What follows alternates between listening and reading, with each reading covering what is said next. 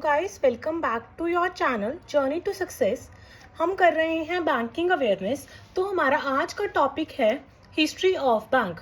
आज हम जानेंगे बैंक्स की हिस्ट्री के बारे में। सबसे पहले इंडिया का फर्स्ट बैंक कौन सा था? फर्स्ट बैंक इन इंडिया था bank of Hindustan. Bank of Hindustan आया था 1770 में। तो फर्स्ट बैंक ऑफ इंडिया था बैंक ऑफ हिंदुस्तान, जो कि 1770 में आया था। ब्रिटिशर्स के समय पे 3 प्रेसिडेंसी बैंक्स हुआ करते थे। ये सबसे इंपॉर्टेंट है जो हिस्ट्री है बैंक्स की। तो सबसे पहला है bank of Bengal, bank of Bombay and bank of Madras.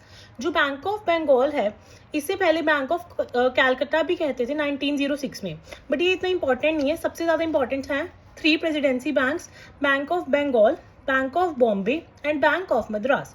Bank of Bengal आया था 1809 में, बैंक ऑफ बॉम्बे आया था 1840 में एंड बैंक ऑफ मद्रास आया था 1843 में।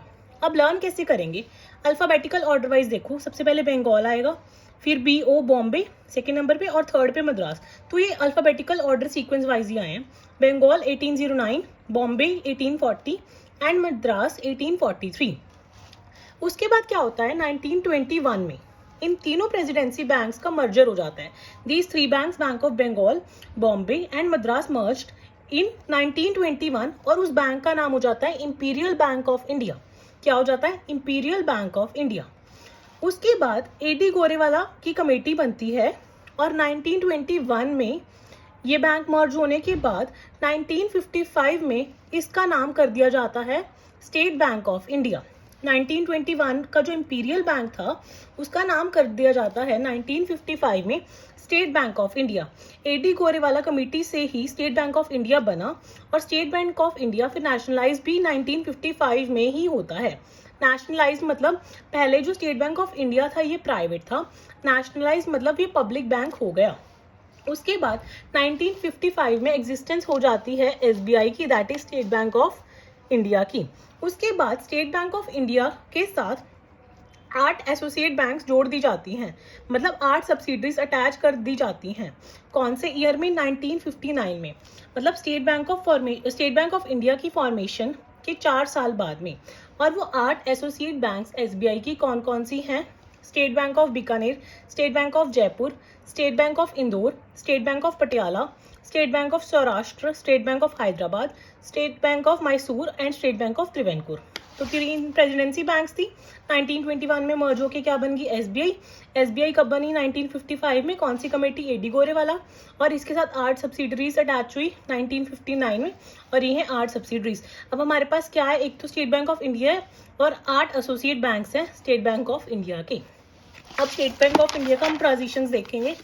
तो सबसे पहले क्या होता है 1963 में जो स्टेट बैंक ऑफ बीकानेर है वो लॉसेस में चल रही होती है, इसलिए जो स्टेट बैंक ऑफ बीकानेर है जो वो लॉसेस में चल रही होती है, इसलिए स्टेट बैंक ऑफ बीकानेर को मर्ज किया जाता है स्टेट बैंक ऑफ जयपुर के साथ। तो पहले 8 एसोसिएट्स थी। स्टेट बैंक ऑफ बीकानेर को जब स्टेट बैंक ऑफ जयपुर के साथ मर्ज कर दिया गया तो हमारे पास कितनी एसोसिएट रहेगी? 7 एसोसिएट्स। उसके बाद 2008 में क्या होता है, जो स्टेट बैंक ऑफ सौराष्ट्र है उसको भी मर्ज कर दिया जाता है स्टेट बैंक ऑफ इंडिया में, मेन ब्रांच में, स्टेट बैंक ऑफ इंडिया में। 8 एसोसिएट में से पहले 7 रह गई थी, अब स्टेट बैंक ऑफ सौराष्ट्र भी खत्म हो गया, तो हमारे पास कितनी एसोसिएट्स रह गई? 6 एसोसिएट्स।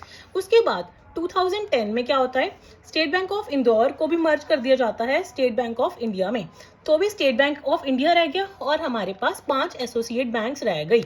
कितनी एसोसिएट बैंक रह गई? 5 एसोसिएट बैंक। बीकानेर वाली भी खत्म होगी, सौराष्ट्र वाली भी खत्म होगी, इंदौर वाली भी खत्म होगी।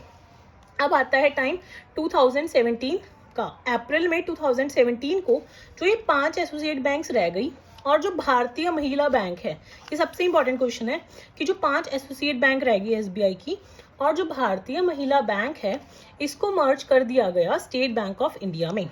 एक तो 5 एसोसिएट्स प्लस भारतीय महिला bank merge into state Bank of India.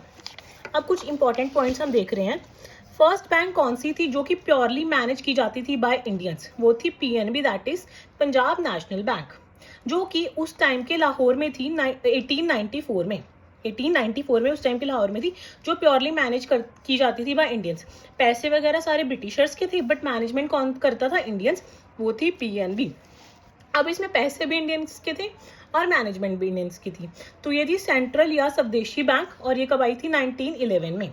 अब ऐसी कौन सी बैंक थी जिसने अपनी पहली ब्रांच आउटसाइड इंडिया खोली थी? वो थी बैंक ऑफ इंडिया। कहाँ पे खोली थी? लंदन में खोली थी 1946 में। ये है आज की हमारी क्लास। आई होप आपको थोड़ी सी हिस्ट्री समझ आई होगी बैंक्स की। और जिन्होंने भी हमारा टेलीग्राम चैनल ज्वाइन नहीं किया प्लीज़ उसको ज्वाइन कर लो और साथ साथ में मेरे नोट्स बनाते रहना। I hope you like my video. Don't forget to share and subscribe.